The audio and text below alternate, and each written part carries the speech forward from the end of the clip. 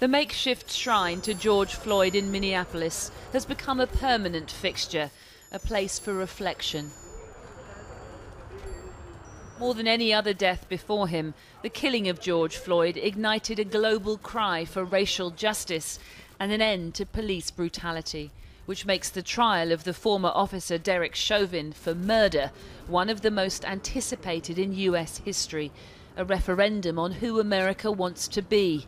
George Floyd's brother says now has to be the moment for change. Philonise, you said today that you wanted to see justice, that you had to see justice in this trial. What does justice look like for you and your family? A conviction. Too many times, so many African Americans, we get to this stage where we don't get justice. So it's up to us to get out and make sure he gets that conviction, because he deserves that, because he didn't deserve to die. His life mattered. What do you think makes your brother's killing, his death, different to any of the others, that we will see a conviction in this case, where, as you say, in others, we haven't? Because he was on the ground for 8 minutes and 46 seconds in a prone position with his face down, screaming and hollering, "I can't breathe."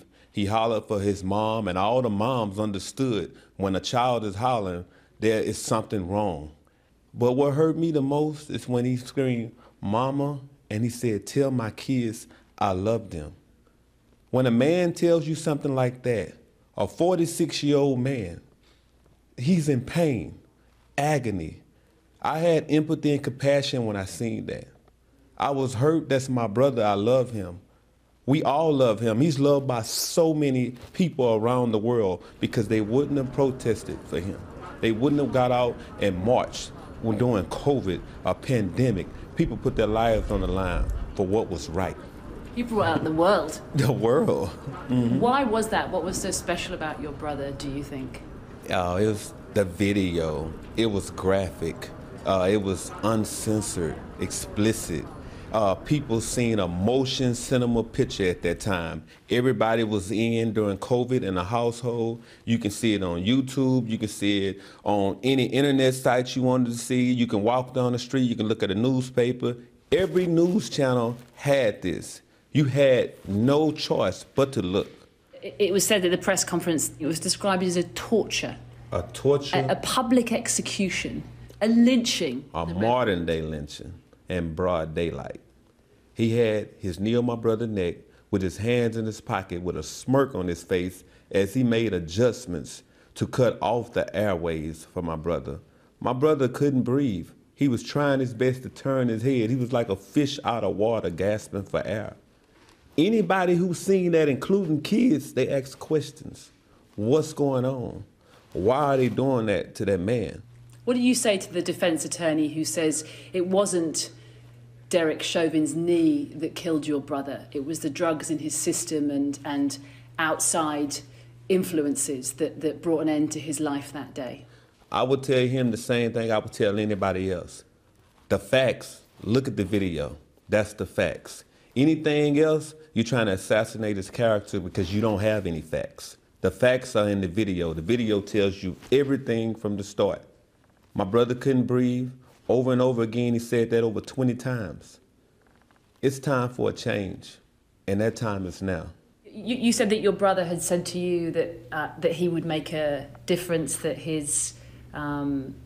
what's the phrase he used? He said his name would be all around the world. He said his name would be all around the world. Did you imagine ever that his name would be all around the world because of this? Because of the way he tragically died? Nobody can imagine something like this. You don't even process information to think about things like this. You think that your siblings will be with you forever.